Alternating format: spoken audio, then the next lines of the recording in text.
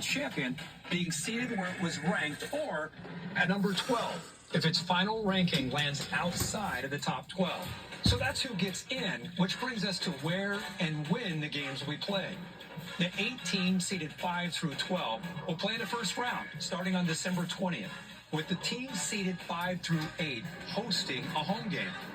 Meaning, the pageantry of on-campus college football is coming to the playoff for the first time. Man, that is going to be incredible. From there, the playoff will play out as dictated by the bracket, with no reseeding between rounds. The quarterfinals and semifinals will be played at traditional New Year's Six bowl game locations, followed by the national championship game in Atlanta, where our first 12-team college football playoff national champion will be crowned on January 20th, only on ESPN. It's finally here. I mean, listen, there's so much to be excited about with this expanded playoff, but that part that Kirk just referenced, the pageantry of home college football games making its way to the playoff, that one sticks out to me as we welcome in our senior writer for ESPN.com, Heather Dinich, Greg McElroy, Sam Acho with us as well. Heather, what are the biggest changes and takeaways from the expanded playoff that you'd like to point out? Laura, college football fans need to understand, most importantly, that the ranking is different than the seeding. That means that Notre Dame could be number 1 in the selection committee's ranking and be the number 5 seed. 5 highest ranked conference champs, 7 large bids. 4 highest ranked conference teams get first round bye. First round games hosted by highest seeds at campus sites. No limit to how many teams can come from the same league. And New Year's 6 games will host quarterfinals and semifinals. So they'll hold the quarterfinals and semifinals for the New Year's 6 games. Wow.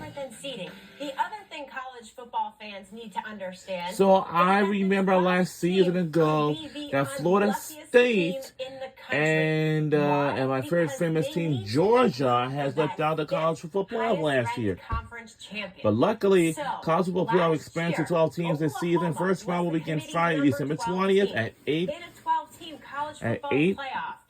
on ESPN and ABC for both. Whoa. Now they're talking about playoff expansion. So welcome back to College Football Live 2024 champion from a group of 5. So just because season you're the preview 12th team in the selection committee's ranking doesn't mean you're going to be the 12th team in the bracket. And wow, then finally, Laura, one more quick thing.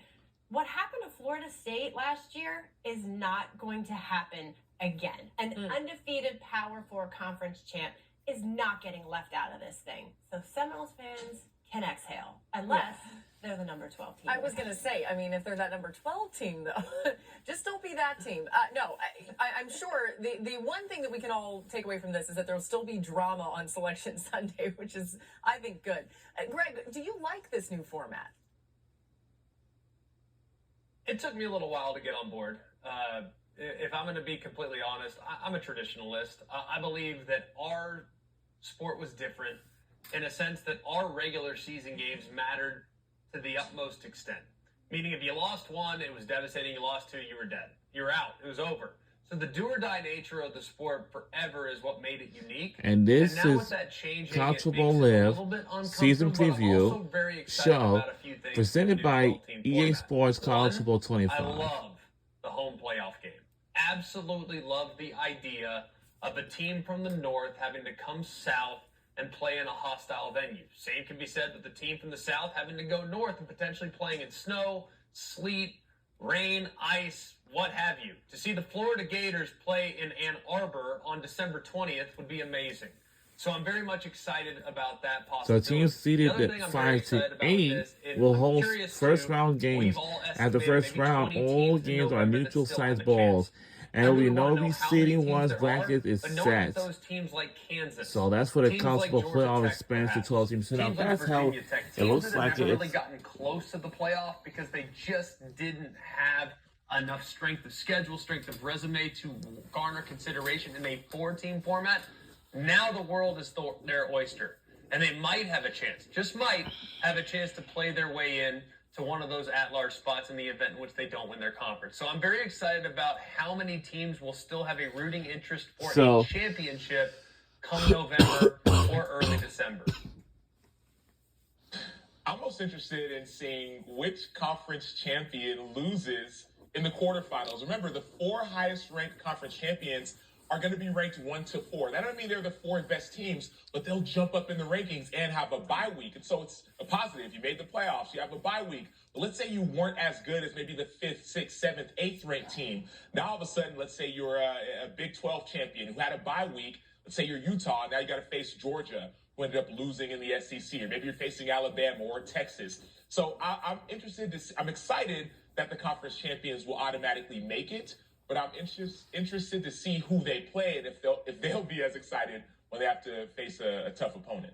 Yeah, you know that there's going to be somebody that's upset about that. Heather, what are your biggest concerns about this new structure? Laura, I would call it more curiosity than concern. And again, the college football playoffs expand to 12 teams this season. First round will begin Friday, December 20th at 8 p.m. on ESPN and ABC. If you lose your conference championship game, you have to win 4 straight games to win the national title. And as these guys can attest to, so you heard that? Devastating A loss team must win 4 games to emotionally rebound from that. And to hit on for the national championship. They must win 4 games to win the national championship. The might be in the best position because they're sitting there watching that, right? Similarly, Notre Dame essentially has a bye before the playoff starts because they don't have to play in a conference championship game. So how does the conversation around that evolve as coaches lose in those prestigious games? And to be clear, Kirby Smart and everyone else I talked to, including Ryan Day, as of right now, the value of winning a Big Ten title or an SEC championship, that means the world to them. And Kirby said that is equally, if not as more challenging as winning the national title. But when you lose, that is a tough spot to be in for a national title contender. I don't care who you are. Yeah, excellent points there, Heather, and great clarification. It has been interesting, too, to see how these coaches have constructed teams, even in the transfer portal, knowing that if you're going to be a contender, you're going to be playing a whole lot longer than you had been before, and you really need to peak at the best time toward the end of the season. So much more coming your way here on our show as we preview the upcoming season, including our breakdown of the AP preseason poll. Where do the reigning champ Michigan Wolverines stand, and how has the realignment changed at all? Find out which player whose season ended in injury last year is poised for a major comeback in 2024. It's the Welcome Back Kirby Award when we return.